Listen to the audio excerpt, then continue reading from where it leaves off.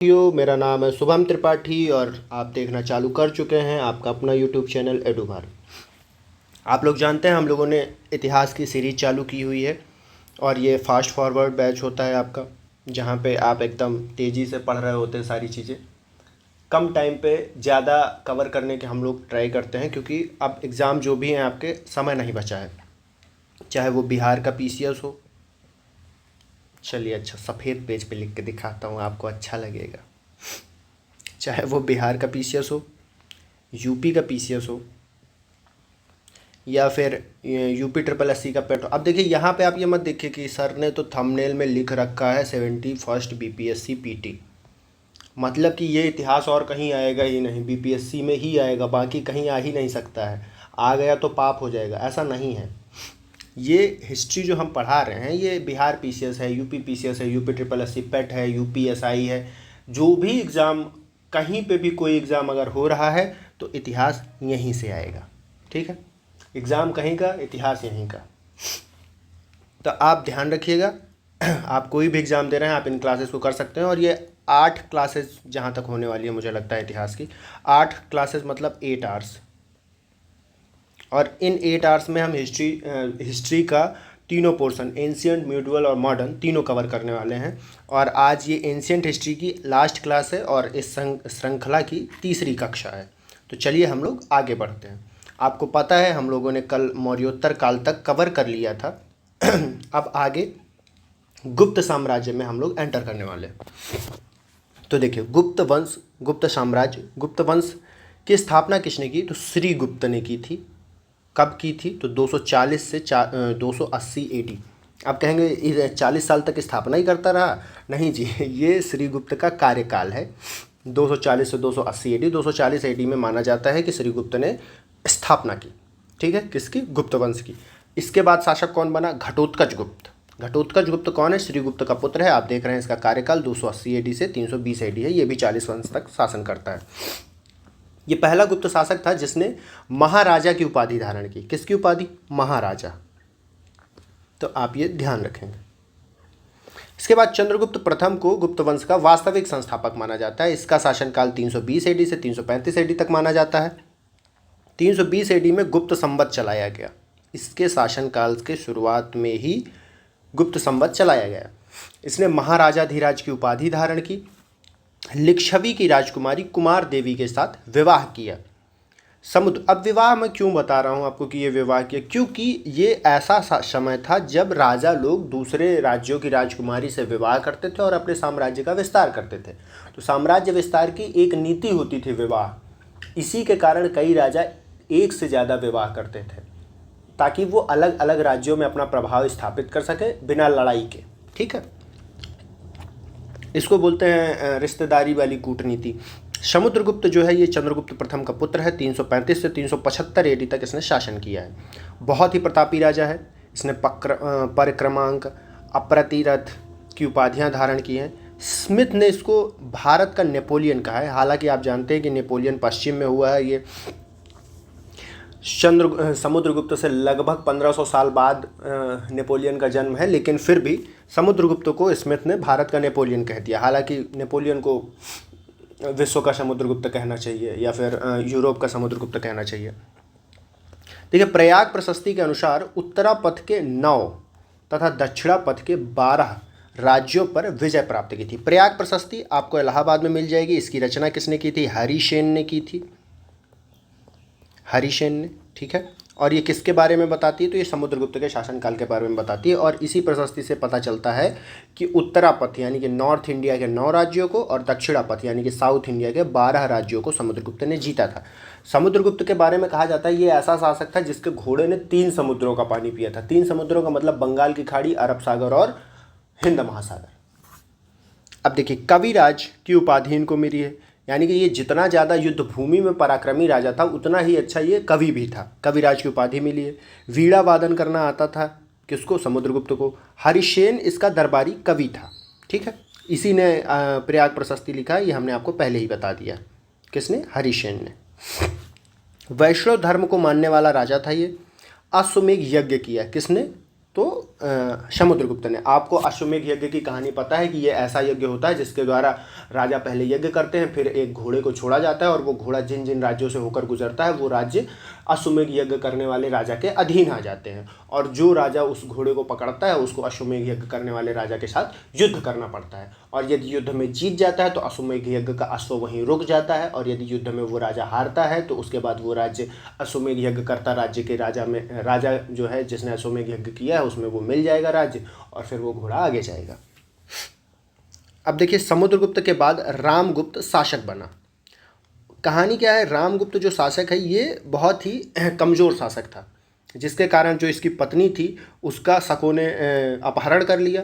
तब रामगुप्त का छोटा भाई था चंद्रगुप्त द्वितीय, जिसको आप चंद्रगुप्त विक्रमादित्य के नाम से जानते हैं।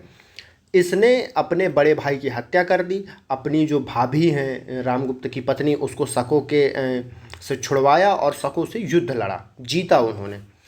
तो ये रामगुप्त एक अयोग्य शासक है जिसकी हत्या उसके भाई चंद्रगुप्त सेकंड ने कर दी है, और 375 AD में स्वयं चंद्रगुप्त द्वितीय शासक बनता है। चंद्रगुप्त द्वितीय, इसी को विक्रमादित्य कहा जाता है, और इसका एक नाम देवगुप्त मिलेगा, देवराज मिलेगा, कई जगह पे इसका नाम देवश्री भी मिलता है। 389 AD में शकों को पराजित कर विक्रमादित्य की उपाधि धारण की है। किसने? चंद्रगुप्त द्वितीय ने। ध्रुव देवी और कुबेर नागा से विवाह किया है। ध्रुव देवी ये वही है पत्नी इसकी, इससे भी विवाह कर लिया था। ये इसके बड़े भाई रामगुप्त की पत्नी थी जिसको शकों ने किडनैप किया था। ठीक है, तो उसके बाद इसने अपनी भाभी से विवाह किया था, और कुबेर नागा एक दूसरी राजकुमारी जिससे विवाह किया।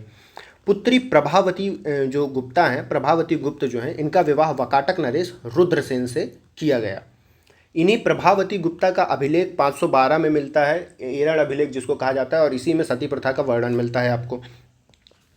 रुद्रसेन जो है रुद्रसेन की जो मृत्यु है, ये रुद्रसेन की मृत्यु के बाद प्रभावती जो है ये अल्पवयस्क पुत्र की संरक्षिका बनती हैं, और ये भारत की प्रथम शासिका भी मानी जाती हैं। फाहियान जो है 399 से 414 तक भारत में रुकता है। ये चंद्रगुप्त द्वितीय के काल में ही आया रहता है। फाहियान कितने साल रुका? 15 साल। ठीक है, इसने एक किताब लिखी थी, फो क्यू की। फाहियान की इस किताब का नाम जरूर याद रखिएगा, चाइनीज यात्री है। मेहरौली लौह स्तंभ में चंद्रगुप्त मौर्य को चंद्र नाम से संबोधित किया गया है। 9 रत्न इसके दरबार में होते थे। इन 9 रत्नों में कौन कौन होता था? तो कालिदास, धन्वंतरी, अमर सिंह, वराह मिहिर, शंकु, वेताल भट्ट, घटकर पर, छपड़क, ये अड़ा है, छपड़क, और भरुचि। चंद्रगुप्त द्वितीय के बाद शासक कौन बनता है? तो कुमारगुप्त बनता है। कुमारगुप्त ने का शासनकाल है 415 से 455 AD। ठीक है, 14 प्रकार के स्वर्ण सिक्के इसने जारी किए थे। नालंदा विश्वविद्यालय की स्थापना की थी। इसके ये 2 कार्य बहुत महत्वपूर्ण है। नालंदा विश्वविद्यालय की स्थापना किसने की थी? ये बार बार क्वेश्चन रिपीट होता है, आप जरूर याद रखें। कुमारगुप्त प्रथम है। अभी बिहार PCS की अगर आप तैयारी कर रहे हैं तो BPSC में आप ये समझ सकते हैं कि पिछले साल ही नालंदा विश्वविद्यालय का, नालंदा का पुनरुद्धार किया गया, मतलब दोबारा से इसको बनाया गया है, और इसका उद्घाटन प्रधानमंत्री मोदी जी ने किया था। तो ये नालंदा विश्वविद्यालय बहुत ज़्यादा महत्वपूर्ण हो जाता है, और पूछ सकता है कि इसकी स्थापना किसने की थी सर्वप्रथम। तो ये जरूर याद रखिएगा, आप रट के रखिए, यहाँ से क्वेश्चन बनने की संभावनाएं बहुत ज़्यादा हैं। फिर देखिए स्कंदगुप्त। स्कंदगुप्त को सक्रादित्य कहा जाता है। सक्रादित्य की उपाधि इसने धारण की थी 455 से 467 AD तक। समुद्रगुप्त मध्य एशिया के बर्बर हूणों को हराया था इसने। जूनागढ़ अभिलेख में हूणों को मलेच्छ कहा गया। थोड़ा सा रुक जाइए, कचरा वाली गाड़ी आई है और इसके साउंड से आप डिस्टर्ब होंगे, तो मैं थोड़ा सा ब्रेक लेता हूँ। चलिए शुरू करते हैं। स्कंदगुप्त ये कुमारगुप्त का उत्तराधिकारी है। 455 AD से 467 AD तक इसने शासन किया। इसको सक्रादित्य कहा गया है। सक्रादित्य की उपाधि इसने धारण की है। मध्य एशिया के बर्बर हूणों को हराया था इसने। ठीक है। जूनागढ़ अभिलेख में हूणों को मलेच्छ कहा गया है। मलेच्छ कई जगह आपको मुस्लिमों के लिए ये शब्द प्रयोग किया गया है, परंतु ये जो मध्य एशिया से हूण आए थे उनके लिए भी ये शब्द प्रयोग किया गया। स्कंदगुप्त ने सुदर्शन झील का पुनरुद्धार करवाया था। किसने पुनरुद्धार करवाया था? स्कंदगुप्त ने। गुप्त वंश का अंतिम शासक कौन है? तो विष्णुगुप्त था। ठीक है, गुप्त वंश के साथ मगध वंश भी समाप्त हो जाता है। जैसे ही गुप्त समाप्त होते हैं मगध भी समाप्त हो जाता है। अब हम देखते हैं गुप्त काल का प्रशासन कैसा था। तो गुप्त काल में राजा दैवीय अधिकार रखता था। इस काल में मौर्यों के समान केंद्रीकृत सत्ता नहीं थी। आप ये ध्यान रखिएगा, इस समय केंद्रीकृत सत्ता नहीं है। फिर से आ गया ये,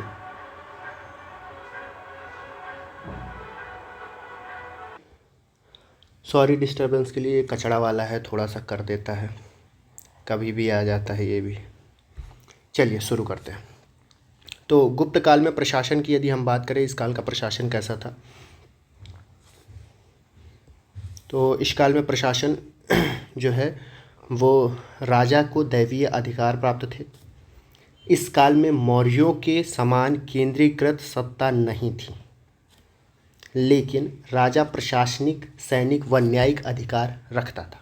अब देखिए, इस काल में जो पूरा साम्राज्य होता था, एक देश होता था, उसको किस प्रकार से बांटा जाता था। तो सबसे ऊपर देश होता था जिसका प्रमुख गोप था। फिर उसके बाद भुक्ति होती थी, भुक्ति का जो प्रमुख होता था उसको उपरिक कहा जाता था। फिर विषय होता था और विषय का जो प्रमुख होता था उसे विषयपति कहा जाता था। और जो ग्राम होता था उसके प्रमुख को ग्रामिक कहा जाता है। और आप जानते हैं, अगर मौर्य काल में भी देखेंगे वहाँ पे भी ग्राम के प्रमुख को ग्रामिक ही कहा जाता है। अर्थव्यवस्था में अगर हम देखते हैं तो कृषि इस काल में मुख्य साधन थी। कृषि पर जो कर है वो 1/6 है, ये आप जरूर याद रखें। कृषि के अतिरिक्त व्यापार और उद्योग से भी कर प्राप्त होता था। ताम्रलिप्ति इस काल का प्रमुख बंदरगाह था। उज्जैन प्रमुख व्यापारिक केंद्र था। अगर आपको याद हो तो मौर्य काल का जो प्रमुख बंदरगाह है वो भरूच था, याद हो अगर आपको। ये सोने के सिक्के को दीनार कहा जाता था तथा चांदी के सिक्कों को रुपयका कहा जाता था। अगर आपको याद हो तो इसी रुपयका से आज हमारा रुपया बना हुआ प्रतीत होता है। सर्वप्रथम स्वर्ण सिक्के किसने जारी किए, तो चंद्रगुप्त प्रथम ने। सर्वप्रथम चांदी के सिक्के किसने जारी किए, तो चंद्रगुप्त द्वितीय ने, ये विक्रमादित्य है। और सबसे अधिक प्रकार के सिक्के किसने जारी किए, तो कुमारगुप्त ने। आपको याद हो इसने 14 प्रकार के सिक्के जारी किए थे। कितने प्रकार के, 14 प्रकार के। समाज, वर्ण व्यवस्था कठोर तथा जाति व्यवस्था के रूप में स्थापित हो गई थी। उपजातियों का उदय होने लगा था। कायस्थ जाति का वर्णन गुप्त काल से ही मिलता है। छुआछूत के प्रमाण मिले हैं। अछूतों को गांव से बाहर रहना पड़ता था। स्त्री स्थिति में कमजोर हुई है इस काल में। 510 एडी, जो कि मैं 512 बोल रहा था शायद, ठीक है। ये भानुगुप्त का अभिलेख है, एरण अभिलेख से सती प्रथा के साक्ष्य मिलते हैं। गुप्त काल की कला के बारे में यदि बात किया जाए तो स्थापत्य कला, चित्रकला, मूर्तिकला, साहित्य का विकास इस काल में बहुत अच्छा हुआ। मंदिर निर्माण की नागर शैली का उदय हुआ है। अजंता गुफाओं और बाघ की गुफाओं में मध्य प्रदेश से आपको गुफा चित्र मिल जाएंगे। कालिदास ने जो साहित्य की रचनाएं की हैं वो इस प्रकार हैं, जैसे कि अभिज्ञान शाकुंतलम, ऋतुसंहार, विक्रमोर्वशीयम, मेघदूत, कुमार संभव, रघुवंशम, मालविकाग्निमित्रम, ये सारे कालिदास की रचनाएं हैं। वात्सायन का कामसूत्र है। अमर सिंह का अमरकोश है। कामंदक का नीतिसार, शूद्रक का मृक्षकटिकम, आर्यभट्ट की आर्यभट्टियम, सूर्य सिद्धांत 10 गीतिका, ब्रह्मसूत्र का ब्रह्मगुप्त का ब्रह्म सिद्धांत, ये सारी रचनाएं जो हैं आप इनको जरूर याद रखें कम से कम। मैंने अंत में बहुत सारी साहित्यिक रचनाएं लिख के दी हैं आपको, प्राचीन काल से जुड़ी हुई, उनको तो आपको याद रखना ही है, लेकिन ये जो मैं यहाँ पे लिख के दे दिया हूँ कम से कम इतनी तो ज़रूर याद रखें, अगर वो सारी ना याद कर पाए। लेकिन प्रयास करिएगा उनको भी याद करिएगा, क्योंकि वो सारी मैंने एग्ज़ाम्स में आए हुए क्वेश्चन से उठाई हैं। कोई ऐसे ऐरी गैरी कोई भी रचना उठा के नहीं दे दी है कि नहीं ये भी रट लो, वो भी रट लो, वो भी रट लो, नहीं। सारे के सारे जितनी भी रचनाएं मैं इस प्राचीन इतिहास समाप्त होने के बाद दूंगा आपको, वो सारी की सारी ऐसी हैं जो किसी न किसी एग्जाम में पूछी हुई है। और ऐसे वैसे एग्जाम नहीं, सारे पीसीएस, मतलब जो सिविल सर्विसेज के एग्जाम है, चाहे वो UP PCS, Bihar PCS, MP PCS, Chhattisgarh PCS, Rajasthan PCS, Jharkhand PCS, Uttarakhand PCS, Punjab PCS, Haryana PCS, आपका यूपीएससी, तो कहीं ना कहीं के पीसीएस के क्वेश्चन ही है। और आयोगों का ऐसा रहता है कि वो एक दूसरे के क्वेश्चन रिपीट करते हैं, या तो अपने ही आयोग का क्वेश्चन रिपीट करते हैं। चलिए, तो जो ये साहित्य का इस काल में, गुप्त काल में इतना अच्छा विकास हुआ है, इसी कारण इसको स्वर्ण काल भी कहा जाता है। अब देखिए, गुप्तोत्तर काल अगर हम देखें तो गुप्तोत्तर काल में सबसे महत्वपूर्ण है वर्धन या पुष्यभूति वंश। इसी वंश का था आपका हर्ष। हर्ष क्या, वर्धन, ठीक है। पुष्यभूति इसके संस्थापक है। प्रभाकर वर्धन वास्तविक संस्थापक माने जाते हैं। प्रभाकर वर्धन के का जो पुत्र है वही है हर्षवर्धन।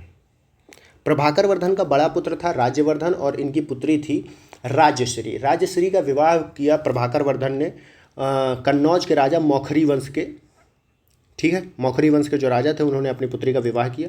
अब हुआ क्या कि राजा को मार दिया गया। इस राजा को जब मारा गया कन्नौज के राजा को, तो प्रभाकर वर्धन उनका बदला लेने के लिए पहुँचे, ठीक है। अब बात क्या होती है, प्रभाकर वर्धन की जो बहनोई थे उनको मालवा के शासक ने मारा था। अब मालवा के शासक को जब जाके प्रभाकर वर्धन ने मार दिया, मालवा के शासक का मित्र था शशांक। शशांक ये गौड़ वंश का था, बंगाल का शासक था। फिर शशांक ने क्या किया, राज्यवर्धन की हत्या कर दी। इसके बाद हर्षवर्धन ने पूरा राजपाट संभाला। थानेसर वर्धन वंश की राजधानी थी और उसके बाद कन्नौज को भी हर्षवर्धन को ही संभालना पड़ा। गुप्तों के बाद सबसे बड़ा साम्राज्य हर्षवर्धन ने खड़ा किया था और इसके साक्ष्य किसने दिए हैं, तो बाणभट्ट और ह्वेनसांग दोनों ने। बाणभट्ट कौन है, तो बाणभट्ट हर्षवर्धन का दरबारी कवि है और ह्वेनसांग चीनी यात्री है। ये आता कब है, तो ये आता है 629 ईस्वी में और ये रहता कब तक है, तो 644 ईस्वी तक। 15 साल की यात्रा थी। कन्नौज में धर्म सभा का आयोजन हर्ष के काल में होता है। प्रयाग में प्रति 5 वर्षों में महामोघ परिषद का आयोजन भी हर्ष के काल में करवाया गया। 618 ईस्वी में नर्मदा नदी के तट पर पुलिकेशन सेकंड से युद्ध होता है। किसका, हर्षवर्धन का। और इस युद्ध को हर्ष हार जाते हैं, ठीक है। इसका वर्णन आपको ऐहोल अभिलेख में मिलेगा। ऐहोल अभिलेख में कहाँ मिलेगा, तो ऐहोल अभिलेख में मिलेगा। मैं अगर ये अभिलेख का नाम लिख के दे रहा हूँ ना आपको, तो ये आपको याद करना पड़ेगा, क्योंकि मैं कोई भी ऐसी चीज़ नहीं लिखूँगा जिसका कोई यूज़ ना हो या फिर एकदम फालतू की इन्फॉर्मेशन में कोई भी आपके दिमाग में डालने का प्रयास बिल्कुल नहीं करूँगा। यहाँ पे मैं सिर्फ वही चीज़ें दूंगा आपको जो एग्ज़ाम ओरिएंटेड है। अगर जैसे मैंने ये बताया कि 618 में नर्मदा नदी के किनारे पुलिकेशन द्वितीय से हारा हर्ष, तो ये बात कहाँ लिखी है, तो ये लिखी है ऐहोल अभिलेख में। इस अभिलेख को लिखने वाला कौन है, तो रवि कीर्ति है। आप बोल रहे होंगे कि अरे क्या शुभम भैया आप कुछ भी दे रहे हैं ना, भाई आएगा, ये पूछा है मेरे दिमाग में। जैसे मैं ये नोट्स बना रहा होता हूँ तो उस समय अगर कुछ चीज़ें नहीं दिमाग में क्लिक कर रही होती, पढ़ाते टाइम या फिर किसी और टाइम पे क्लिक कर रही होती हैं, पहले मैं सोचता हूँ कि जितनी शॉर्ट चीज़ें दे सकूँ, जितना कम से कम मैं आपको दूँ उतना बेहतर है। लेकिन जब मैं पढ़ा रहा होता हूँ उसी बीच में मेरे दिमाग में PYQs और इधर उधर के क्वेश्चंस क्लिक कर रहे होते हैं कि अरे यार ये भी तो पूछा था, तो मैं फिर वो चीज़ें बीच बीच में ऐड करता हूँ कि हाँ ये तो देना ही है क्योंकि ये तो एग्ज़ाम में पूछा है। चलिए अब देखिए, गुप्त के बाद जो साम्राज्य का बटा सामंतों में, तो वो किस तरह से बटा, तो मगध में जिन लोगों ने शासन किया उनको उत्तर गुप्त कहा गया। थानेसर में पुष्यभूति वंश था, कन्नौज में मौखरी वंश था, वल्लभी में मैत्रक वंश था, ठीक है। अब कहेंगे ये चार तो क्या फालतू का लिख दिए, कहीं कोई कनेक्शन बैठ ही नहीं रहा, ये डायरेक्ट PYQ है, ठीक है। और बार बार पूछा है, सिर्फ एक बार पूछा होता तो मैं इग्नोर कर देता कि अरे ठीक है एक बार तो कोई भी कहीं से भी क्वेश्चन बन जाता है। अगर किसी चीज़ की 3 बार 4 बार आवृत्ति हो रही है पूछने की, तो फिर चांसेस बनते हैं कि वो कभी भी दोबारा भी पूछा जा सकता है। अब देखिए यात्री कौन कौन से आए हैं प्राचीन काल में, हम देखते हैं। मेगस्थनीज आया था चंद्रगुप्त मौर्य के काल में सबसे पहले, फिर आया था फाहियान चंद्रगुप्त द्वितीय के काल में। कब आया है ये, तो ये 399 से 399 टू 414 इसका टाइम पीरियड है। फिर सुनयुंग आता है, ये भी चाइनीज़ है और ये 518 से 521 तक रहता है भारत में।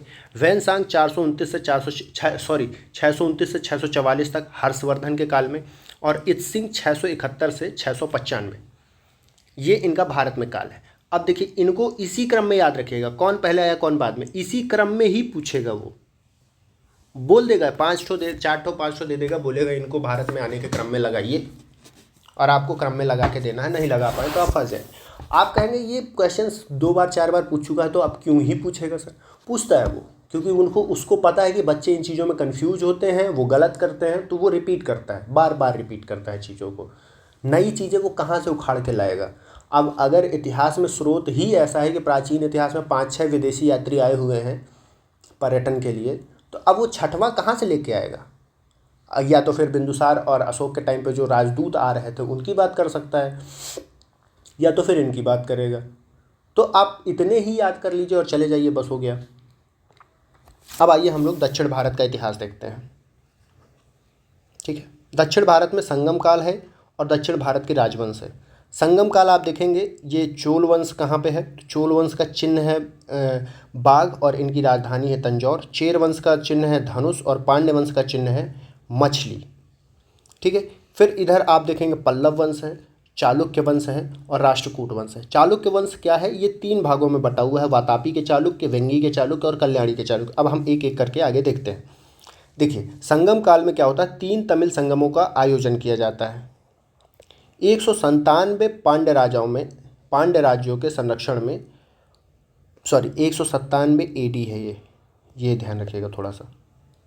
ठीक है, तो इस समय पांड्य राजाओं के संरक्षण में 8598 कवियों ने भाग लिया पहले संगम का आयोजन जब किया गया।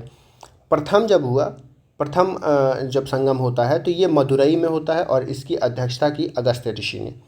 द्वितीय संगम जब होता है ये कपाटपुरम में होता है और इसकी अध्यक्षता अगस्त्य ऋषि ने और बाद में तोलकापियर ने की। ठीक है, तोलकापियर का ग्रंथ है तोलकापियम, ये इसके ग्रंथ का नाम है, ये जरूर याद रखिएगा। तृतीय संगम जब होता है तो इस समय इसका कहाँ आयोजन होता है, तो उत्तरी मदुरा में, प्रथम और तृतीय दोनों मदुरा में हो रहा है और इसकी अध्यक्षता की थी नक्कीरर ने। द्वितीय संगीत जो संगम हुआ था इसमें तोलकापियम की रचना तोलकापियर ने की थी। हमने देखिए ग्रंथ आपको बताया ही था, यहाँ पे दोबारा लिखा हुआ मिल गया। वर्तमान में उपलब्ध सभी साहित्य तृतीय संगम से संबंधित है। अब महाकाव्यों की बात की जाए अगर, तो शिल्पाधिकारम की रचना किसने की है, तो इलांगो आदिकल ने की है। इलांगो आदिकल ने ये जो रचना की है इसमें किस चीज़ का वर्णन है, तो कोवलन और कनंगी की प्रेम कथा का वर्णन किया गया है। मणिमेखलय की रचना शीतलय सतनार ने की है। सतनार बस लिखा हुआ है, कई बार यहाँ पे शीतलय सतनार भी लिखा मिलेगा आपको, शीतलय सतनार। तो आप कंफ्यूज मत होइएगा कि ये दोनों अलग अलग आदमी हैं, नहीं, ये दोनों सेम है, शीतलय सतनार। शीतलय सतनार या सतनार कुछ भी लिखे वो सेम है। और जीवक चिंतामणि की रचना किसने की है, तो तिरुक्कुरल ने की है। दक्षिण भारत का आर्यकरण अगस्त्य ऋषि द्वारा किया गया था। ठीक है, अब देखिए कहाँ कहाँ पे ये फैले हुए हैं, तो ये जो वर्तमान का आपका मिलेगा तमिलनाडु का भाग, यहाँ पे चोल साम्राज्य था। थोड़ा सा तमिलनाडु और आंध्र प्रदेश के क्षेत्र में आपको पल्लव मिलेंगे। ये जो केरल वाला भाग है यहाँ पे आपको चेर मिलेंगे। जो ये कर्नाटक वाला भाग है यहाँ पे वातापी के चालुक्य मिलेंगे आपको। और महाराष्ट्र का जो अंदर का भाग है पश्चिमी तट से जुड़ा हुआ, यहाँ पे आपको कल्याणी के चालुक्य मिलेंगे। और आंध्र प्रदेश में आपको वेंगी के चालुक्य मिलेंगे। और कर्नाटक तथा गुजरात का जो क्षेत्र, ज़्यादा बड़ा क्षेत्र अगर हम ले लें, तो यहाँ पे आपको राष्ट्रकूट शासक मिलेंगे बाद में, जब यहाँ से कल्याणी के चालुक्य चले जाएंगे। ठीक है, तो ये है आपका नक्शे के थ्रू। अब देखिए पल्लव वंश, पल्लव वंश की स्थापना किसने की, सो सिंहवर्मा ने की। कहाँ, तमिलनाडु के उत्तरी भाग में। इनकी राजधानी कौन सी है, कांची। ये देखिए तमिलनाडु के उत्तरी भाग में। सिंह विष्णु इसका वास्तविक संस्थापक था। फिर हम नरसिंह वर्मन देखते हैं। नरसिंह वर्मन पल्लव शासक ही हैं। इन्होंने क्या किया, चालुक्य शासक पुलिकेशिन द्वितीय को पराजित किया। किसने पराजित किया, तो नरसिंह वर्मन फर्स्ट ने। तथा महाबलीपुरम में रथ मंदिरों का निर्माण करवाया। वैनसांग के समय कांची, मतलब वैनसांग इसी के समय, नरसिंह वर्मन फर्स्ट के समय ही कांची आया था। अब देखिए आप अगर समझ पा रहे हो थोड़ा सा, तो वैनसांग हर्ष के काल में आया है। ठीक है, हर्ष को किसने हराया, तो पुलिकेशिन द्वितीय ने, पुलिकेशिन सेकंड ने। पुलिकेशिन सेकंड को किसने हराया है, तो नरसिंह वर्मन फर्स्ट ने। अब देखिए इसी के टाइम पे वैनसांग आ रहा है, वैनसांग आ रहा है अगर, तो ऐसा थोड़ी है कि वैनसांग सिर्फ हर्ष के समय में आ रहा है। अगर वैनसांग हर्ष के समय में आ रहा है तो पुलिकेशिन सेकंड के भी समय में आ रहा है, वो नरसिंह वर्मन के सेकंड में भी आ रहा है, क्योंकि ये तीनों समकालीन है। इन्होंने तीनों ने एक दूसरे को हराया हुआ है। हर्ष को हराया पुलिकेशिन द्वितीय को, पुलिकेशिन द्वितीय को हराया नरसिंह वर्मन फर्स्ट ने। तो वैनसांग इसी के काल में, नरसिंह वर्मन फर्स्ट के काल में ही गया था कांचीपुरम। नरसिंह वर्मन सेकंड जो है कांची में इसने कैलाश मंदिर का निर्माण करवाया है। द्रविड़ स्थापत्य का इसको संस्थापक कहा जाता है। किसको, तो नरसिंह वर्मन सेकंड को। अब देखिए चालुक्य शासक क्या है, ये 3 भागों में बटे हुए हैं। वातापी के चालुक्य कर्नाटक में है, वेंगी के चालुक्य आंध्र प्रदेश में और कल्याणी के चालुक्य महाराष्ट्र में। जो वातापी के चालुक्य है इनका संस्थापक है जयसिंह। पुलिकेशिन सेकंड के समय पुलिकेशिन सेकंड जो है वातापी के चालुक्यों का प्रमुख जो शासक था और इसी को वास्तविक संस्थापक मान लिया जाता है। रवि कीर्ति ने ऐहोल अभिलेख में हर्ष से विजय की जानकारी दी थी। अब देखिए जो ऊपर चीज़ मैंने बताई थी वो मैंने यहाँ पे लिख के रखी हुई भी है। नरसिंहवर्मन फर्स्ट ने पुलिकेशिन को हरा दिया था। वेंगी के चालुक्यों का संस्थापक कौन था? विष्णुवर्धन था। ठीक है, वेशर शैली का जो उदय हुआ था इन्हीं वेंगी के चालुक्यों के द्वारा ही हुआ था। वेशर शैली का जन्म गोदावरी और कृष्णा के बीच में हुआ था। गोदावरी से उत्तर में नागर शैली मिलेगी आपको और कृष्णा के दक्षिण में आपको द्रविड़ शैली मिलेगी। अब देखिए वातापी के चालुक्यों का संस्थापक कौन था? तैलप सेकंड था। प्रमुख शासक विक्रमादित्य फोर। अब देखिए चालुक्यों में आप जो ज़्यादा महत्वपूर्ण रूप से पढ़ते हैं वो वातापी के चालुक्य पढ़ते हैं, क्योंकि पुलिकेशिन द्वितीय यहीं हुआ है। बाकी के इतिहास के बारे में इतना अच्छे से नहीं मिलता है, परंतु आप ये जानते रहें कि चालुक्य जो थे 3 तरह के थे, मतलब 3 भागों में विभाजित थे। अब आती है चोल वंश की बात। चोल वंश दक्षिण भारत में बहुत ही प्रतापी वंश हुआ है। इनकी स्थापना किसने की? तो विजयालय ने की है 810 AD में। संस्थापक है इनका और इनकी राजधानी तंजावुर या तंजौर है। चोल शासकों का प्रथम जो प्रतापी शासक है इसमें राजराज प्रथम, इसने बृहदेश्वर मंदिर का निर्माण करवाया है जिसे राजशेखर मंदिर भी कहा जाता है। राजेंद्र प्रथम ने क्या किया है? पाल शासक महीपाल को पराजित किया है और गंगैकोंड चोल की स्थापना ली है। अब देखिए महीपाल को हराने के लिए, पाल शासक है महीपाल, इसके लिए राजेंद्र प्रथम को आना पड़ा पश्चिम बंगाल। पश्चिम बंगाल में गंगा नदी के किनारे जब उसने महीपाल को हराया तो उसने गंगैकोंड चोल की उपाधि ले ली। उसने गंगैकोंड चोलपुरम नाम की एक झील भी बनवाई थी। ठीक है, अब देखिए अंतिम शासक कौन है? राजेंद्र थर्ड है। प्रशासन की मुख्य विशेषताओं की बात यदि की जाए तो इस समय का जो प्रशासन था ग्रामीण स्थानीय स्वशासन की स्थापना होती है चोल काल में। अब आप कहेंगे कि जो हम लोगों का लोकल गवर्नेंस है, स्थानीय स्वशासन है, उसका जनक तो हम लोग लॉर्ड रिपन को बोलते हैं, लेकिन इस रिपनवा से पहले जो ग्रामीण स्थानीय स्वशासन है वो हमारे चोल शासकों ने चालू कर दिया था। अब देखिए उर जो है ये सामान्य वर्ग है, सभा जो है ये उच्च वर्ग की समिति है और नगरम जो है ये शहरी संस्था है।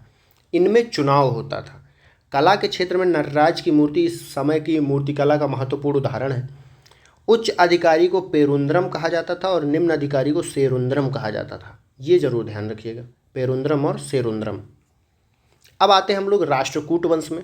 तो राष्ट्रकूट वंश का संस्थापक कौन है? तो दंती दुर्ग है। ठीक है, इसकी राजधानी मान्यखेत है और राजधानी इसकी मान्यखेत, और ये क्षेत्र कहाँ पे है? तो आप जानते हैं कि ये महाराष्ट्र वाले क्षेत्र में फैला हुआ था, महाराष्ट्र गुजरात वाले में। कृष्ण प्रथम इसी वंश का शासक था और इसने एलोरा में प्रसिद्ध कैलाश मंदिर का निर्माण करवाया। कैलाश मंदिर की विशेषता ये है कि ये मंदिर उल्टा बना हुआ है, समझ रहे हैं।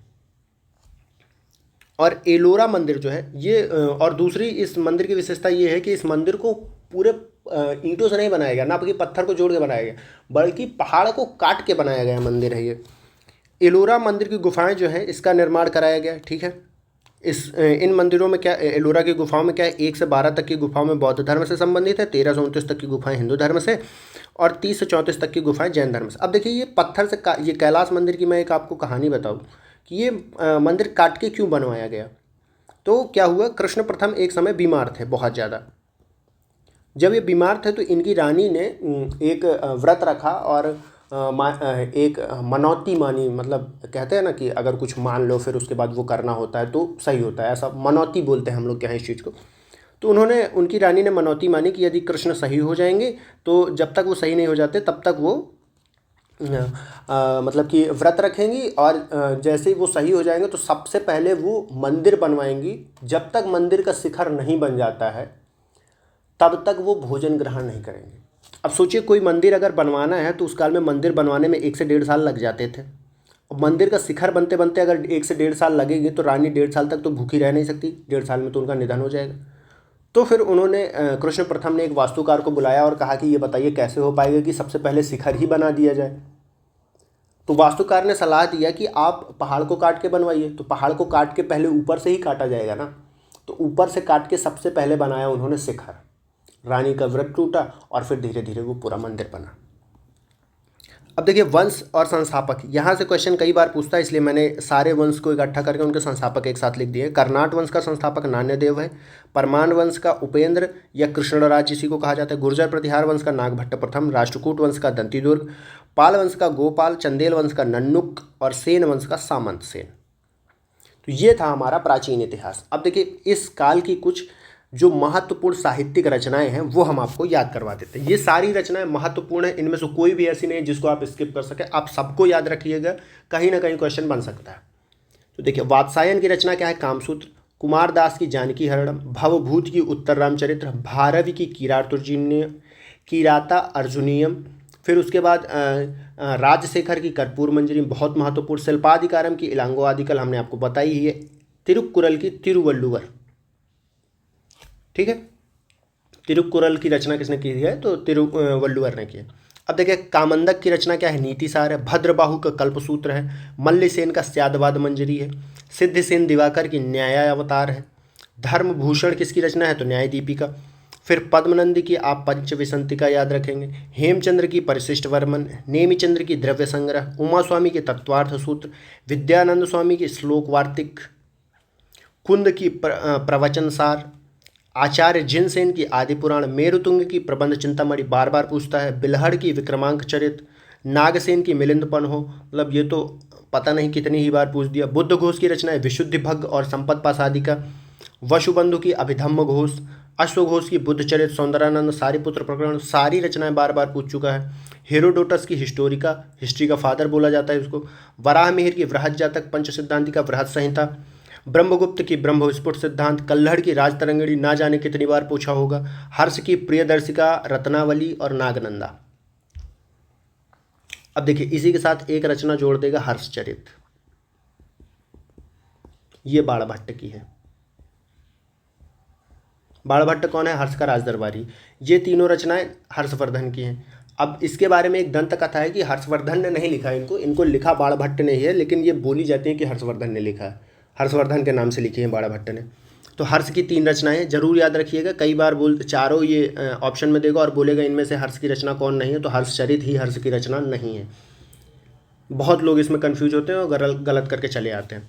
फिर जयदेव की गीत गोविंद बार बार पूछा। सर्ववर्मा की कातंत्र व्याकरण। विज्ञानेश्वर की मिताक्षरा बार बार पूछा है। महेंद्र वर्मन का मत्त विलास प्रहसन कम से कम 10 बार पूछ चुका है। दंडी की 10 कुमार चरित्र 10 बार पूछ चुका है। मनु की मनु स्मृति बार बार पूछता है। यस्क की निरुक्त ये बहुत बार पूछा। सुबंधु की वाशवदत्ता। कात्यायन की वार्तिक। मैं सब में बोल रहा हूँ कि बहुत बार पूछा है क्योंकि ये बहुत बार सच में पूछा है। मैंने इसमें से एक रचना भी ऐसी नहीं है जो मैं सिर्फ इसलिए लिख लिया हूँ क्योंकि मुझे अच्छी लग रही थी। मैं कोई भी चीज़ इसलिए नहीं पढ़ाता हूँ क्योंकि मुझे अच्छी लग रही है। मैं सारी चीज़ें इसलिए पढ़ा रहा हूँ, सारी चीज़ें इसलिए बता रहा हूँ क्योंकि वो एग्ज़ाम में पूछ चुका है। कोई भी फालतू का ज्ञान मुझे देने का कोई शौक़ नहीं है। चलिए आगे बढ़ते हैं। ये हमारा देखिए प्राचीन इतिहास ख़त्म है। Tata bye bye. अगर प्राचीन इतिहास से क्वेश्चन आ रहे हैं 6-7 तो 5 या 4 क्वेश्चन आपके यहीं से फंस जाएंगे। अरे 6 के 6-7 के साथ फंसा दूँ, इतना बड़ा ज्ञानी आदमी नहीं हूँ मैं, माफ़ करिएगा मुझे। आप मुझे छोड़ के किसी और ज्ञानी आदमी के पास जा सकते हैं जो आपके सारे के सारे क्वेश्चन फंसा दे। ये वादा मैं कभी नहीं करूँगा आपसे। चलिए अब आते हैं हम लोग दिल्ली सल्तनत पर। ठीक है, ये आपका मध्यकाल चालू हो गया है। तो गुलाम वंश सबसे पहले। अब देखिए मध्यकाल में कौन कौन से वंश, दिल्ली सल्तनत में कौन कौन से वंश, तो 5 वंश आपको पढ़ने होते हैं। सबसे पहला गुलाम वंश होता है, गुलाम वंश। फिर खिलजी है, फिर तुगलक है, फिर सैयद है और फिर लोधी वंश है। लोधी वंश का अंत करके बाबर फिर मुगल वंश की स्थापना करता है।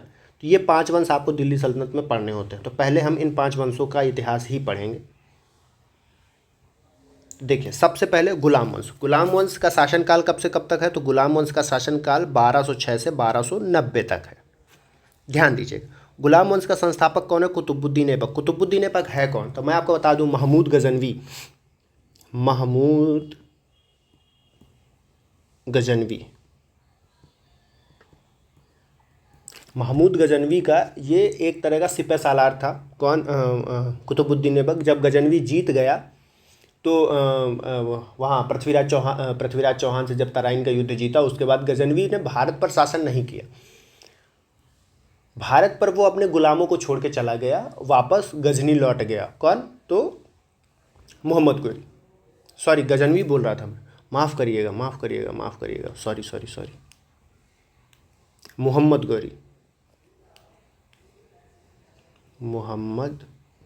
गौरी था वो, ठीक है, मोहम्मद गौरी। ये पृथ्वीराज चौहान से तराइन का युद्ध जीतता है, उसके बाद चंदावर में जयचंद्र से जीतता है 1194 में। और ये युद्ध जीतने के बाद भारत पर इसने कब्जा किया और यहाँ पर अपने जो गुलाम थे, जैसे कि बख्तियार खिलजी है और ये कुतुबुद्दीन ऐबक है, इनको छोड़ के गया कि आप लोग इंडिया को कंट्रोल करो और मैं वापस गौर लौट जाऊँगा। गौर क्या था? वो मोहम्मद गौरी की राजधानी थी। गौर वापस चला गया, कुतुबुद्दीन ऐबक को यहाँ छोड़ गया। कुतुबुद्दीन ऐबक ने कभी भी स्वतंत्र राजा के रूप में शासन नहीं किया, वो हमेशा गौरी का ही प्रतिनिधि बनकर शासन करता रहा। तो कुतुबुद्दीन ऐबक कुरान ख्वा की इसको उपाधि मिली थी, लाख बख्श की इसकी उपाधि मिली थी और पील बख्श की इसको उपाधि मिली थी। कुरान ख्वा ये कुरान को बहुत अच्छे से पढ़ता था, जानता था कुरान के बारे में। लाख बख्श और पील बख्श देने का इसको उपाधि कारण ये था कि ये बहुत बड़ा दानी व्यक्ति था। इसने लाहौर को राजधानी बनवाया था, ठीक है, और सुल्तान की उपाधि कभी नहीं ली थी, तो ये आप ध्यान रखेंगे।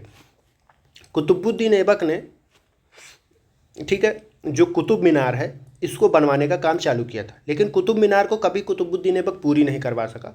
कुतुब मीनार को पूरा करवाया था इल्तुतमिश ने, और फिर हुआ क्या कि इल्तुतमिश ने कुतुब मीनार को बनवाया, लेकिन फिरोज शाह तुगलक के काल में क्या हुआ, बिजली गिर गई कुतुब मीनार पे, और बिजली गिरने के कारण इसकी तीसरी मंजिल टूट के गिर गई। और जब तीसरी मंजिल टूटी तो उसके बाद फिर फिरोज शाह तुगलक ने इसकी और मंजिलें बढ़वा दी और ये वर्तमान में अब 5 मंजिला है। फिर कुतुबुद्दीन ऐबक ने 4 साल शासन किया, ठीक है, 1206 से 1210 तक,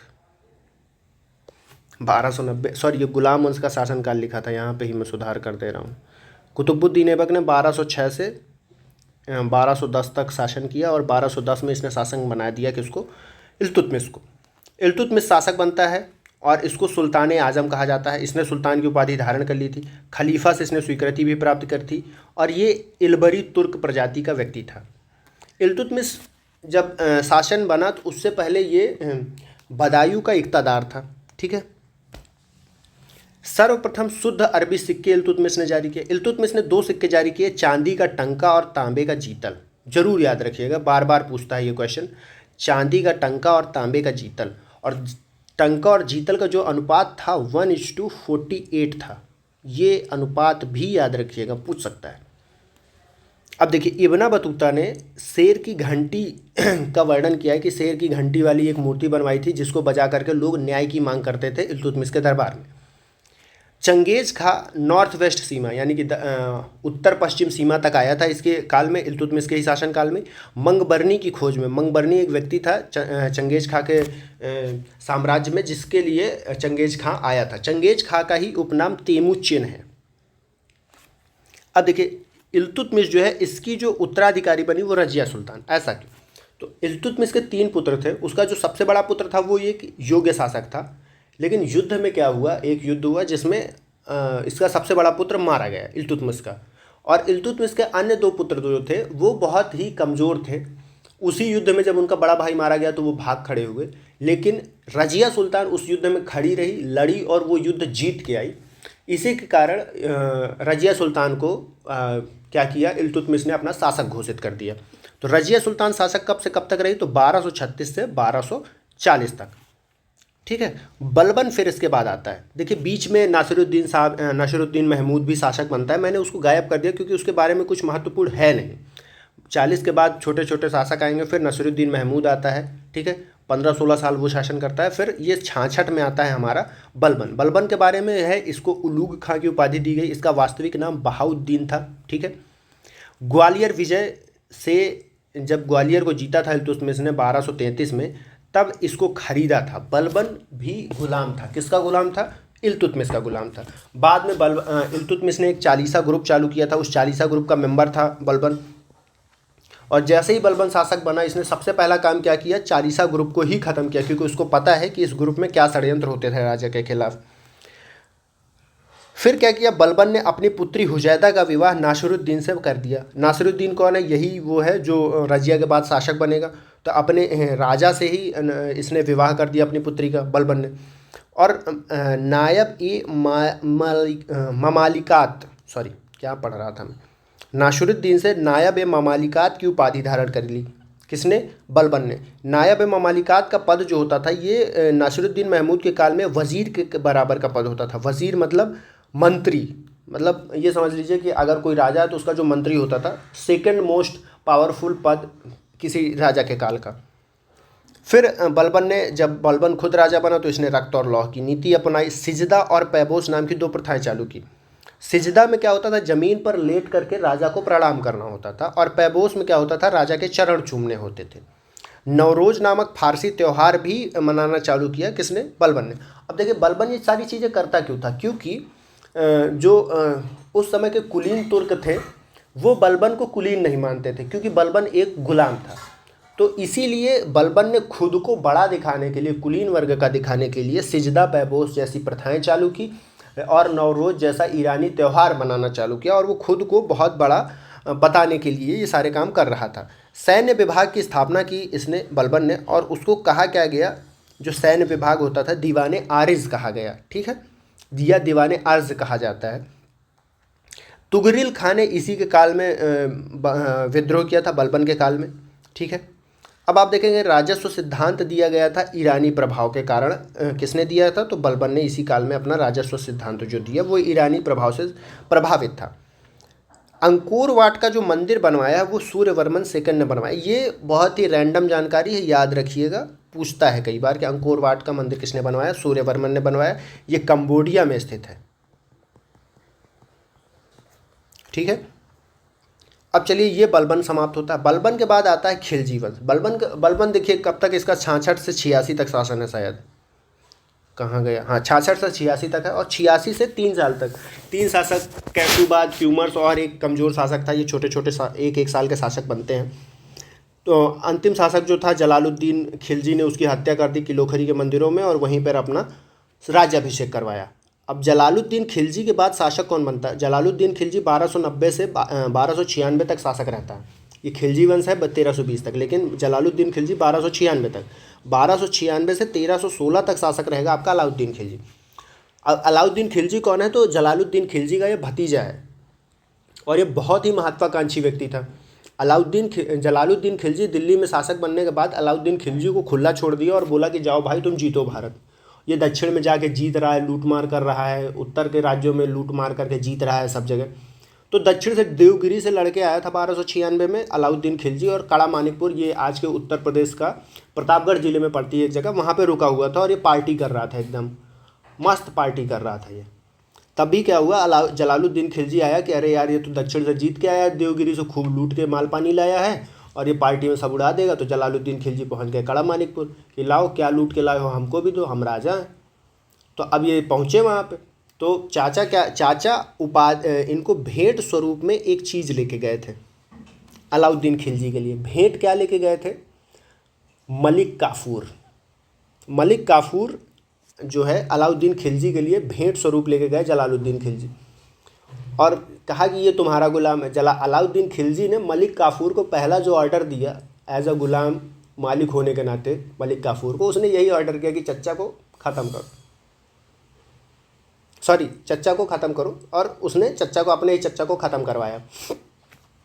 फिर धर्म पर राज्य का अलाउद्दीन खिलजी ने जब चाचा को मारा और उसके बाद दिल्ली पर राज्य पहुंचने के लिए पहुंचा, तो राजा को मार के जा रहा था, इसका विरोध होने वाला था। लेकिन ये देवगिरी से दक्षिण से इतना माल पानी लूट के लाया था कि इसने एकदम पार्टी करते हुए जा रहा, रास्ते में जो भी मिल रहा खूब धन लुटा रहा, खूब बांटते हुए जा रहा, तो इसका किसी ने विरोध नहीं किया। इतना ज़्यादा जनता में इसने पैसा लुटा दिया था, मतलब घूस दे के राजा बना था ये, ठीक है।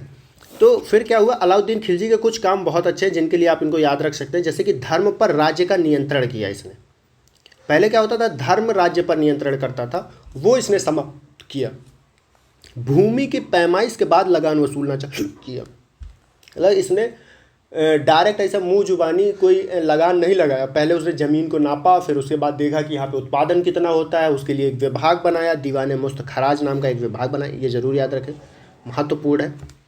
कौन सा विभाग? दीवाने मुस्तखराज ये विभाग बनाया और पहले भूमि की पैमाइश करवाई, फिर उसके बाद इसने कर लगाना चालू किया। ठीक है, तो ये एक साइंटिफिक बनता है कि हाँ किस तरह से आप किसी पे टैक्सेशन कर रहे हैं, ऐसे ही कोई भी टैक्स नहीं लगा दे रहे हैं। अब देखिए इसने दो प्रकार की ज़मीनें होती थी, मिल्क और वक्फ। मिल्क कौन सी ज़मीन होती थी? राज्य द्वारा प्रदत्त संपत्ति, इनाम या पेंशन के रूप में जो किसी को ज़मीन दी जाती थी। और जो वक्फ ज़मीन होती थी वो धर्मार्थ प्रदान की गई भूमि होती थी। अलाउद्दीन खिलजी जैसे ही शासक बना, इसने पेंशन में दी गई ज़मीनें और मतलब इनाम के स्वरूप दी गई ज़मीनें और जो भी धर्म के लिए दी गई ज़मीनें थी सब वापस ले ली, कहे वापस करो, अब फालतू का काम नहीं होगा मेरे शासनकाल में। और उपज का इसने 50% टैक्स लगा दिया। तो टैक्स इसके काल में बहुत ज़्यादा है। हालांकि अन्य राजाओं ने 1/8, 1/6, 1/4 तक लगाया, लेकिन इसने 1/2 ही लगा दिया। सबसे ज़्यादा टैक्स अगर आप देखेंगे अलाउद्दीन के काल में है 50%। मलिक मकबूल जो है इसका प्रथम सहना बनता है। अब आप कहेंगे ये सहना क्या चीज़ है, तो हम बताते हैं। अलाउद्दीन खिलजी ने बाजार नियंत्रण प्रणाली चालू की। बाजार नियंत्रण प्रणाली क्यों चालू की, उसके पीछे का मैं कारण बताता हूँ। अलाउद्दीन खिलजी लगातार युद्धरत रहता था। अब अगर ये लगातार युद्धरत है तो राज्य में क्या होगा, संसाधनों की कमी होगी। इसके पास इतना पैसा नहीं है कि वो अपने सैनिकों को वेतन दे सके। बड़ी सेना खड़ी करनी है लेकिन वेतन उतना अच्छा ये दे नहीं सकता था। इसलिए इसने बाजार में नियंत्रण किया कि जो वस्तुएं हैं उनको सीमित रेट पर उपलब्ध कराया जा सके। जब सीमित कम रेट पर ये वस्तुएं बाजार में उपलब्ध करवाएगा सैनिकों को, तो कम वेतन में भी सैनिक इसके शासनकाल में सैनिक के काम करेंगे। तो इसीलिए इसने बाजार पर नियंत्रण किया। चूँकि ये 50% टैक्स में भी ले रहा था, आप देख रहे हैं 50% अगर कर में ले जाए और उसके बाद महंगाई चरम पे रहे तो जनता खाएगी क्या। तो इसीलिए इसने बाजार पर नियंत्रण किया सबसे पहले, और उसके लिए बाजार नियंत्रण प्रणाली बनाई, बटखरों का एक मानकीकरण करवाया। बाजार पर नियंत्रण करने के लिए सहना की स्थापना की। सहना एक अधिकारी होता था जो बाजार में घूम घूम के निरीक्षण करता था, कहीं कोई चोर बाजारी तो नहीं हो रही है, कहीं ऐसा तो नहीं है कि जनता को शोषित किया जा रहा है। तो इसी क्रम में जो प्रथम सहना इसने बनाया था वो था मलिक मकबूल। ये नाम याद रखिएगा, कई बार पूछ लेता है, इसलिए मैंने ये नाम यहाँ पे लिखा हुआ है। सार्वजनिक वितरण प्रणाली इसने चालू की थी, पब्लिक डिस्ट्रीब्यूशन सिस्टम। आज मोदी जी बोलते हैं कि हम देश के 80 करोड़ गरीबों को अनाज फ्री में दे रहे हैं। अलाउद्दीन खिलजी ने ये आज से 700 साल पहले कर दिया था, पब्लिक डिस्ट्रीब्यूशन सिस्टम। ठीक, और उसने कभी ये भी नहीं कहा था कि मैं अपनी जनता को फ्री में खाना दे रहा हूँ। घरी और चरी नामक 2 कर लगाए थे। मुबारक खिलजी इसका उत्तराधिकारी बना। ठीक है, अल इमाम या खलीफतुल्लाह इसको कहा जाता है। 1316 में अलाउद्दीन खिलजी की मृत्यु हो जाती है। उसके बाद 4 साल तक मुबारक खिलजी शासक रहता है। ठीक है, अब देखिए अलाउद्दीन खिलजी के अभियानों से बहुत बार क्वेश्चन पूछता है। तो देवगिरी में कौन कौन से शासक थे अलाउद्दीन खिलजी जब लड़ने गया, तो रामचंद्र देव और शंकर देव। रामचंद्र देव जब 1296 में गया था तब था, और उसके बाद जब दूसरी बार गया तो शंकर देव उसका पुत्र था। गुजरात विजय के समय कर्णदेव शासक थे। रणथंभौर 1301 में विजय की हमीर देव। चित्तौड़ पर जब विजय की 1303 में रतन सिंह यहाँ के शासक थे। मालवा विजय की इन्होंने कब की, तो 1305 में की। और वारंगल विजय कब की, तो 1311 में की। तो ये सन आप जरूर याद रखें, 1311। अध्यादेश, अलाउद्दीन खिलजी ने 4 अध्यादेश जारी किए। क्या? पहली तो ज़मीनें वापस ले ली। कौन कौन सी ज़मीनें आप जान रहे हैं, मिल्क और वक्फ। वक्फ धर्म को दी जाने वाली ज़मीन होती थी, और मिल्क पेंशन इनाम के स्वरूप जो ज़मीनें दी जाती थी वो थी। अब वक्फ से आप समझ सकते हैं, अभी इसी साल वक्फ बोर्ड अधिनियम आया, और वक्फ वो कौन सा बोर्ड है जो मुस्लिमों के धर्म की ज़मीनें हैं वैसी। तो आप वहाँ से रिलेट करके ये वाला चीज़ कर सकते हैं। फिर अध्यादेश में इसने क्या किया, गुप्तचर विभाग की भी स्थापना की। ठीक, और अलाउद्दीन खिलजी एक बहुत अच्छा काम क्या करता है, मादक पदार्थों पर नियंत्रण करता है और जुए पर रोक लगा देता है। आज भी आप देखेंगे हमारा जो DPSP है उसमें कहा गया है कि नशीले पदार्थों का सेवन पर प्रतिबंध लगाया जाए। महात्मा गांधी ने जब भी आंदोलन किया शराब की दुकानों पर धरना दिलवाया था कि पहले शराबबंदी करवाओ। तो इतने अच्छे मतलब कि भविष्यदर्शी काम कर रहा था अलाउद्दीन खिलजी आज से 700 साल पहले। उसके बाद इसने एक और बहुत बड़ा काम किया, अमीरों की दावत विवाह पर प्रतिबंध लगवा दिए। अब आप कहेंगे ये क्या काम कर रहा है अलाउद्दीन खिलजी, मतलब लोगों की पार्टियां बंद करवा रहा है। तो इसका अलाउद्दीन खिलजी ने जो गुप्तचर व्यवस्था चालू की थी, इससे अलाउद्दीन खिलजी को पता चला कि जो अमीर लोग हैं, मतलब कि कुलीन बड़े वर्ग के लोग हैं, ये लोग आपस में जब बैठते हैं और इस तरह की जब विवाह समारोह होते हैं, आपस में जब उनके गठबंधन होते हैं, तो क्या होता है, राजा के खिलाफ ऐसे जो स्थल होते हैं वो षड्यंत्र का कार्य करते हैं। षड्यंत्र इस समय बहुत ज़्यादा होते हैं, इसीलिए उसने अमीरों की दावतों पर ही प्रतिबंध लगा दिया। उसने विवाहों पर ही प्रतिबंध लगा दिया कि अमीरों के आपस में विवाह ही नहीं होंगे। सल्तनत तथा मंगोल सीमा को इसने डिसाइड किया और वो थी रावी नदी। मैं अलाउद्दीन खिलजी के बारे में एक और बात बताऊं। अलाउद्दीन खिलजी बेसरा चलने वाला था। बेसरा का मतलब समझते हैं, एक होता है बेसरा और एक होता है बासरा। सरा मीन्स होता क्या है, ये इस्लामी कानून के अनुसार चलने वाले को बासरा बोलते हैं, और जो इस्लामी कानून के अनुरूप नहीं चलता उसको बेसरा बोलते हैं। और अलाउद्दीन खिलजी बेसरा होने वालों में से था। ये जो कानून होते थे उन कानूनों को इस्लामी कानून होते थे उन कानूनों को नहीं मानता था। जब ये न्याय व्यवस्था अपनी स्थापित करता है, इसकी न्याय व्यवस्था में भी इस्लामिक कानूनों के आधार पर न्याय नहीं किया जाता था, बल्कि वास्तविक कानूनों के आधार पर ही न्याय निर्णयन करता था ये।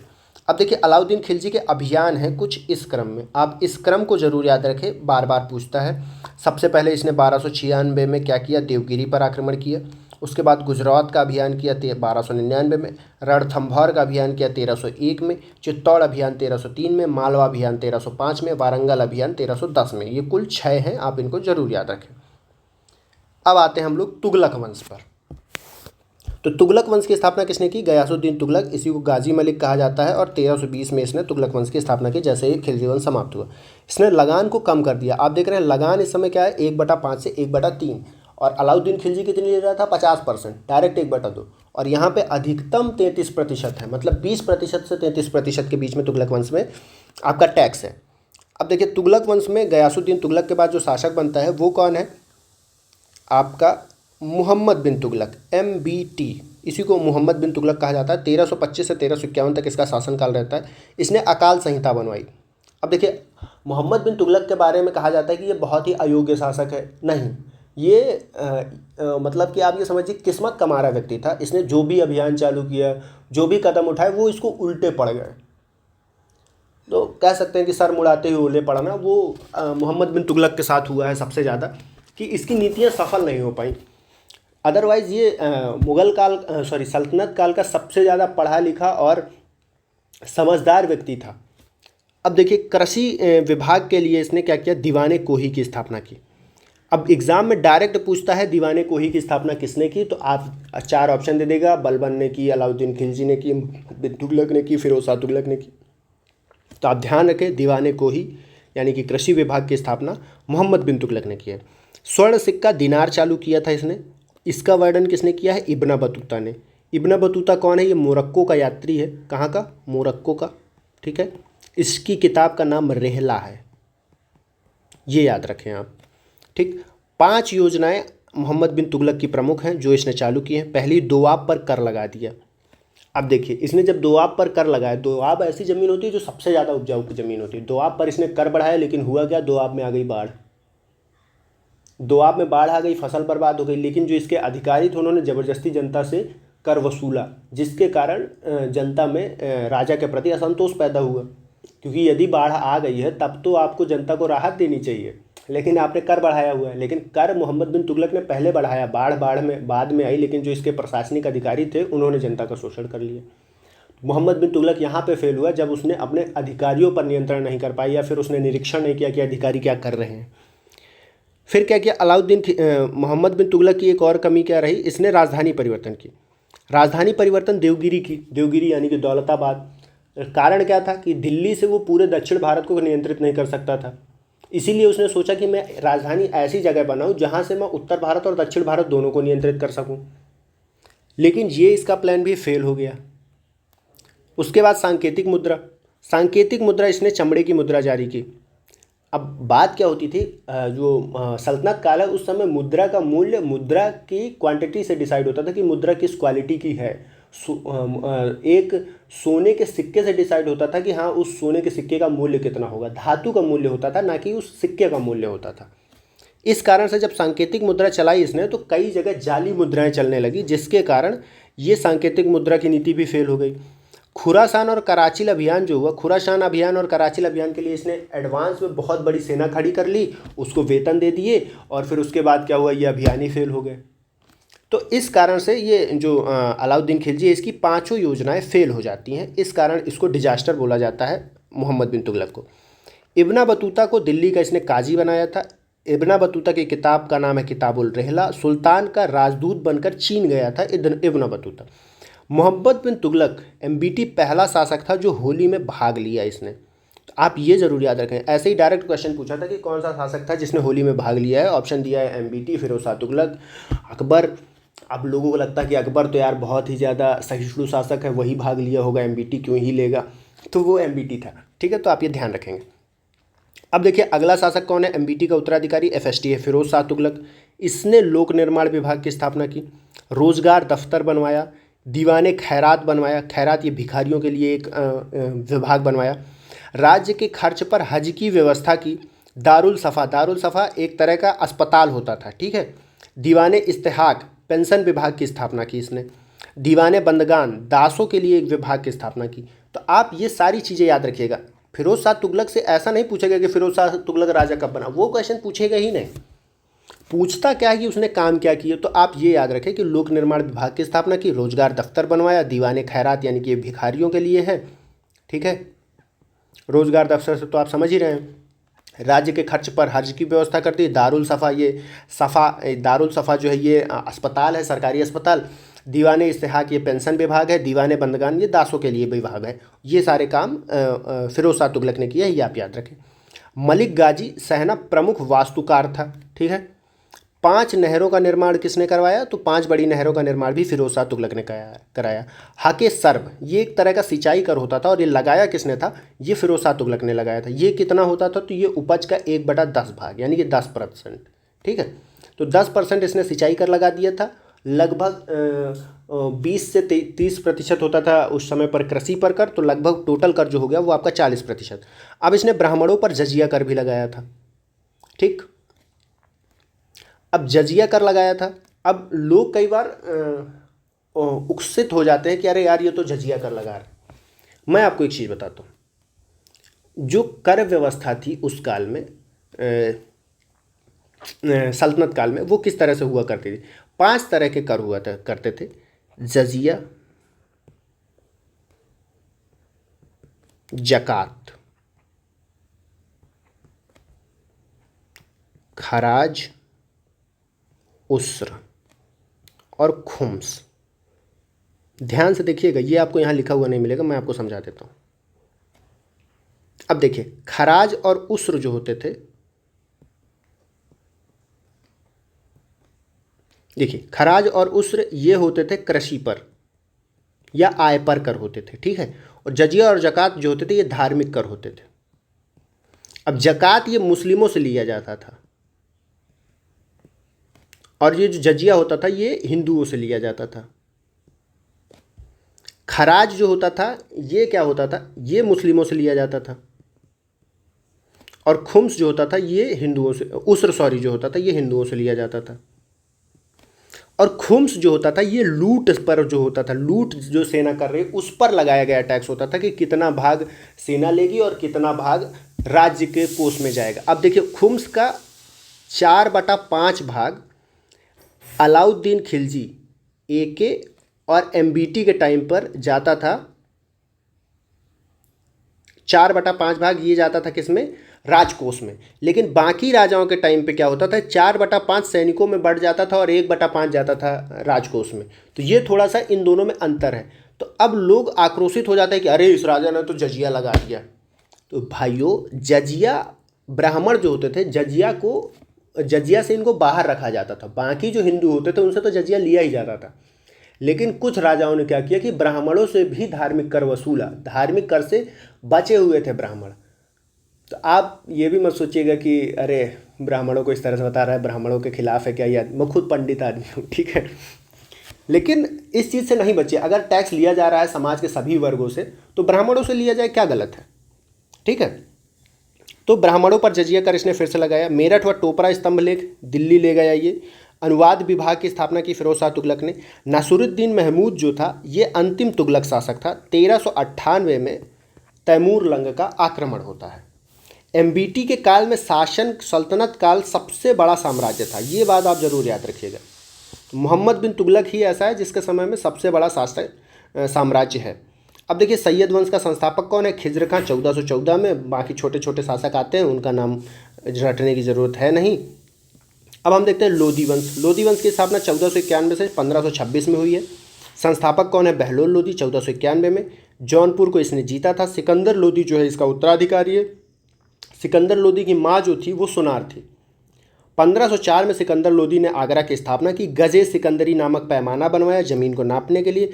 फरहंगे सिकंदरी नामक आयुर्वेदिक ग्रंथ लिखा। लज्जत सिकंदरी नाम से संगीत और गायन विद्या का भी वर्णन मिलता है सिकंदर लोधी के बारे में। गुलरुखी नाम से ये कविताएं लिखता था। कौन? सिकंदर लोधी। अनाज से जकात समाप्त कर दिया था। अनाज से जकात समाप्त कर दिया था किसने? तो सिकंदर लोधी ने। अब देखिए हमने अभी ही आपको बताया कि जकात जो होता था एक तरह का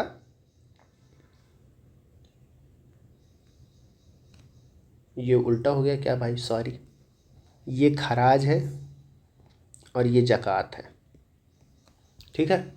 तो जकात जो है ये एक तरह का कृषि कर होता था जो अनाज से इसने समाप्त कर दिया था। 1518 में आप देखेंगे खतौली का युद्ध हुआ राणा सागा और इब्राहिम लोदी के बीच में। और होता क्या है, इस युद्ध में इब्राहिम लोदी जीतता है, राणा सागा हारते हैं। और इसके बाद 1526 में पानीपत का प्रथम युद्ध होता है जिसमें इब्राहिम लोदी हार जाता है बाबर से। अब्दुल रज्जाक जो ईरानी हैं, इन्होंने ये देवराय सेकंड के शासनकाल में आए थे। मार्को पोलो इटली का है, ये मारवर्मन के काल में आया था, पांड्य शासक है। नूनीज ये पुर्तगाली यात्री है, विजयनगर में आया था।